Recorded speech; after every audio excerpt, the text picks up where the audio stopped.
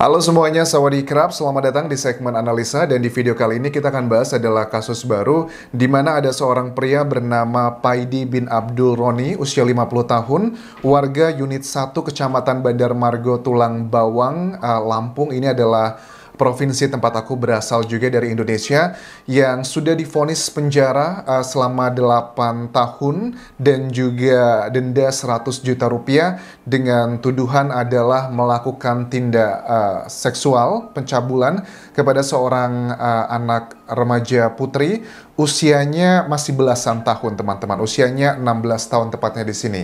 Tapi yang menjadi perdebatan saat ini adalah sudah diputuskan, sudah ada kekuatan hukum dengan jelas, jadi secara hukum sudah dikatakan adalah sebagai tersangka dan si perempuan remaja tersebut dikategorikan sebagai korban. Nah, kan kalian juga mungkin sudah melihat ada sejumlah YouTube channel yang sudah membahas mengenai kasus ini.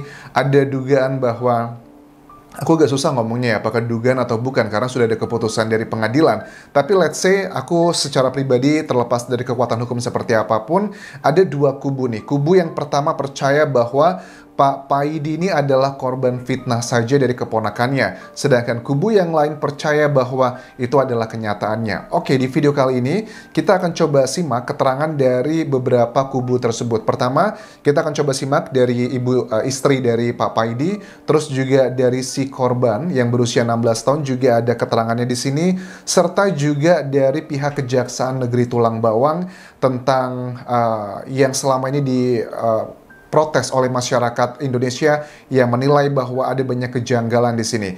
Oke, kronologinya seperti apa Anja? Secara singkatnya, ini adalah kronologi yang sudah banyak diceritakan di media massa bahwa si Pak Paidi ini dituduh melakukan pemerkosaan terhadap keponakannya sendiri. Itu katanya dia melakukan hal yang tidak senonoh dan kurang lebih kata-katanya dari si korban seperti ini, teman-teman. Dia nawarin saya, kamu mau nggak jadi suami Kak Mina? Terus saya jawab, kalau mau Kak Mina. Dia megang tangan saya ada seorang mungkin sambil dia mau mengelus kepala saya di tempat sepi, keadaan sepi, tidak ada rumah sama sekali. Dia memperhatikan mobil. Di situ dia mulai meraba-raba badan saya. Oke, intinya adalah dari si korban mengaku di tempat sepi. Ini adalah kalau menurut dari istrinya, kejadian ini terjadi adalah pada saat si pamannya ini diminta untuk datang ke rumahnya untuk melakukan kayak acara 100 hari kematian dari sang ayah gitu. Kemudian juga sempat menghantarkan juga si korban ini ke kafe tempat dia bekerja. Nah, menurut si korban bahwa pengakuannya pada saat itulah, pada saat nggak ada orang di sana, dia dilakukan tindakan seperti itu. Bahkan yang terakhir dia bilang bahwa si Paidi ini mematikan mobilnya dan melakukan tindakannya di situ. Oke, ini adalah bagian pertama, tapi kita harus coba mendengar dari semua pihak ya teman-teman ya.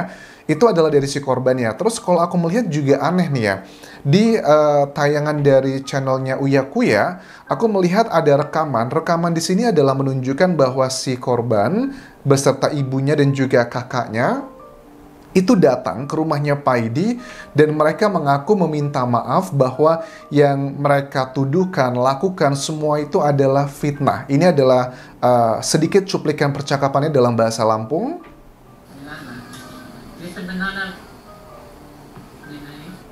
Ya, jadi pada saat Oke.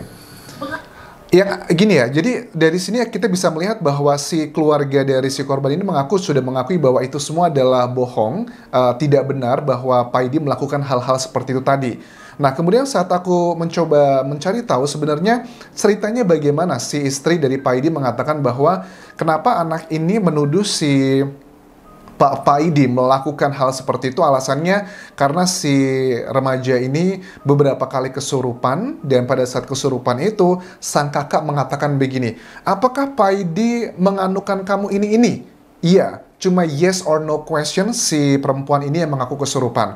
Tapi kalau dari keluarganya Pak Aidi mengatakan bahwa saya yakin si remaja ini tidaklah beneran kesurupan, hanya mengada-ada. Dibuktikan dengan TikTok yang dia miliki karena setelah kejadian dia masih sempat upload, masih sempat terlihat baik-baik aja, tapi kok tiba-tiba terjadi kesurupan. Nah ini teman-teman juga, karena aku tinggal di Lampung ya dulu teman-teman, aku juga bisa melihat bahwa masih banyak masyarakat di Lampung, terutama di daerah itu, yang boleh dibilang percaya dengan hal-hal yang mistis, apalagi dengan kesurupan dan juga dukun. Terlepas setiap orang pasti punya kepercayaan masing-masing. Tapi dari sini aku bisa menangkap bahwa kenapa si kakak dan juga ibu dari si perempuan gadis berusia 16 tahun ini melakukan seperti itu. Si orang tua, si kakak dan juga ibunya tuh langsung percaya karena kesurupan, katanya adalah kesurupan dari almarhum bapaknya. Kadang tuh gitu ya, di daerah itu pernyataan dari dukun atau orang-orang kesurupan tuh jauh lebih dipercaya dibandingkan dengan pikiran logika. Tapi terlepas dari perdebatan itu, akhirnya pun mereka sudah datang ke rumah Pak Aidi untuk meminta maaf. Nah tapi aneh kan gini, Anjas, kalau memang keluarganya sudah meminta maaf, mengaku itu adalah khilaf dan salah, tapi kok tetap dipenjara dengan vonis 8 tahun kurang lebih adalah penjara dengan denda 100 juta rupiah. Apa yang terjadi? Ini juga menjadi penasaran, karena aku sempat mendengarkan keterangan dari kuasa hukum Pak Aidi, Muhammad Ali, bilang gini, si remaja ini sebenarnya pernah tinggal di rumahnya Pak Aidi, tapi tidak terjadi keharmonisan di sana. Si remaja ini dinilai dari Muhammad Ali bahwa dia mungkin ada rasa cemburu dengan keluarganya karena dia lebih kaya dan tidak mendapatkan sesuai dengan ekspektasinya. Makanya akhirnya karena sering ditegur, pulang malam dan sebagainya, akhirnya si perempuan ini tidak lagi tinggal bersama Pak Aidi. Nah, tapi coba sebelum kita bahas lebih lanjut dan juga analisa, kita dengarkan terlebih dulu adalah keterangan dari Kejaksaan Negeri Tulang Bawang yang juga sudah memberikan press release di tanggal 3 Juni 2022. Karena kita tahu ya, sudah sekitar sebulanan lebih kasus ini beredar di media massa, dan ini yang dikatakan oleh Kejaksaan Negeri Tulang Bawang. Menurut Hotman Paris bahwa ada alat bukti yang dinilainya tidak kuat, karena untuk menentukan satu tersangka itu dibutuhkan 2 alat bukti yang kuat. Alat bukti itu ada 5 teman-teman. Yang pertama adalah keterangan saksi, keterangan terdakwa, keterangan ahli, petunjuk, dan juga surat. Aku penasaran dari 5 hal ini, apa alat bukti yang sudah dinyatakan, divonis untuk menentukan bahwa Pak Aidi bersalah dan meyakinkan telah melakukan perbuatan yang tidak manusiawi tersebut. Dalam pembuktian di persidangan, dengan memperhatikan pasal 183 KUHP yang mana terdakwa dituntut berdasarkan alat bukti yang sah, yaitu keterangan saksi sejumlah 5 orang, termasuk saksi korban. Oke, pertama yang dipakai untuk menentukan dia sebagai tersangka adalah keterangan saksi, termasuk dengan keterangan dari terdakwa, 5 orang. Unik juga, emang ada yang melihat kejadiannya seperti itu? Ada yang melihatkah si Pak Aidi melakukan hal-hal yang dituduhkan ke dia? Karena ada 5 saksi di sini.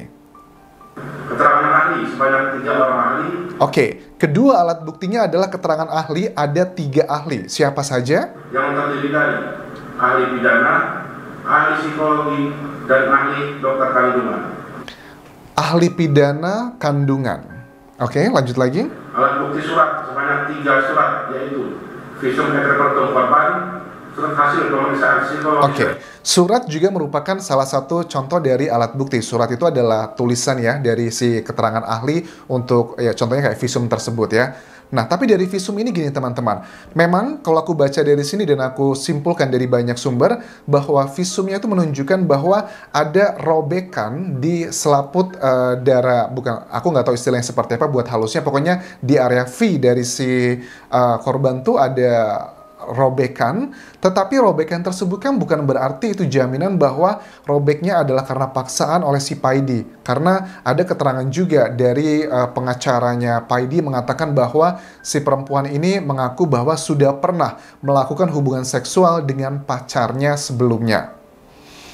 Kan bisa aja itu terjadi sebelumnya, atau karena nggak ada keterangan yang menunjukkan bahwa ini terjadinya kapan gitu. Walaupun memang sudah memenuhi, kalau aku lihat sudah ada 2 alat bukti, memang sudah kelihatan sih. Tapi kan apakah alat bukti tersebut kuat dan juga relatable, itu yang masih perlu dipertanyakan.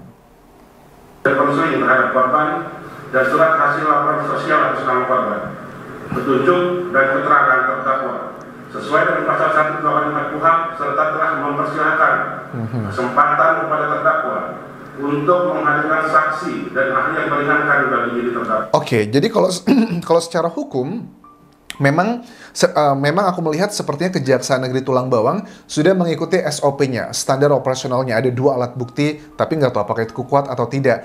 Tapi yang membuat aku janggal adalah teman-teman, ini kan sudah ada video, di mana video tersebut rekamannya, kalian bisa cek sendiri ya, di Uya Kuya TV atau banyak channel lainnya. Di situ ditunjukkan bahwa si korban, ibunya dan juga kakaknya sudah datang meminta maaf karena sudah menuduh pamannya Mina, dalam bahasa Lampung itu adalah paman ya, uncle itu bahwa dia selama ini hanya sekedar ngikutin saran dari adiknya yang kesurupan, tapi tidak melihat kejelasan lebih lanjut. Akhirnya setelah dipaksa dan sebagainya, dia mengaku itu semua adalah bohong. Nah, kemudian kalau dianalisa dari keterangan dari si Pak Muhammad Ali, kuasa hukum dari Pak Idi, mengatakan ini ada unsur sepertinya seperti sakit hati, kecemburuan, mungkin keluarganya lebih kaya, atau kecemburuan karena ada sesuatu hal yang sifatnya adalah sosial, misalnya seperti keterangan di sini dari pengacaranya mengatakan bahwa si korban pernah tinggal bersama Pak Idi,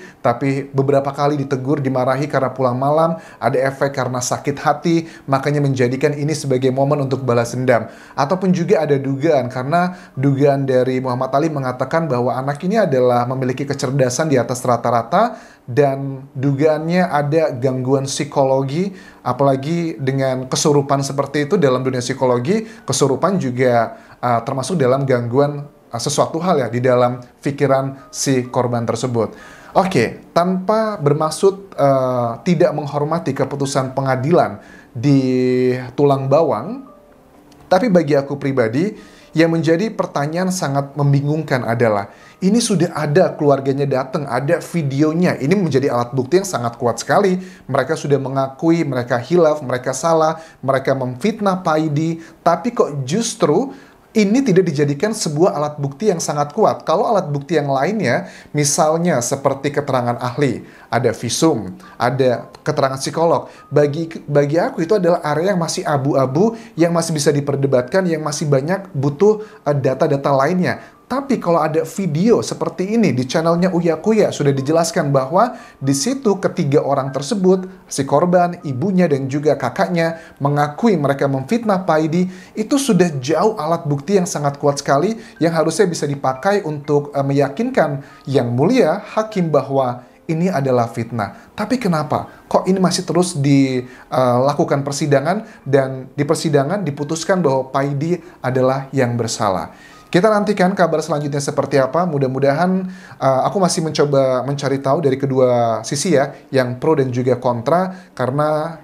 mudah-mudahan dari pengadilan, terutama dari Mesuji, Kabupaten Tulang Bawang, mereka akan segera memberikan klarifikasi yang lebih jelas data-datanya seperti apa. Walaupun memang nggak harus ya, namanya keputusan hakim itu udah final, tapi ya kita lihat nanti perkembangannya seperti apa. Sepertinya di Indonesia kalau yang istilah no viral, no justice itu banyak terjadi di kasus-kasus di Indonesia. Mudah-mudahan ini segera terselesaikan dan kelihatan siapakah yang beneran salah, atau ini hanyalah sekedar fitnah belaka. Kalau menurut kalian ada data-data baru, bisa kalian tuliskan di kolom komentar ini. Dan terakhir, terima kasih sudah menonton. Sampai ketemu lagi di video berikutnya. Tinggalkan like, komen, dan juga follow Instagram serta Facebook pageku Dianjas di Thailand. Dan terakhir, untuk keluarga dari Pak Paidi, kalau memang masih membutuhkan exposure, ingin ngobrol dengan saya, bisa langsung kirim email ataupun juga bisa ke Instagram DM-ku, nanti bisa kita ngobrol lebih dalam lagi. Karena aku tahu ya, sudah banyak YouTuber besar yang sudah datang ke sana, media besar juga sudah banyak yang meliput,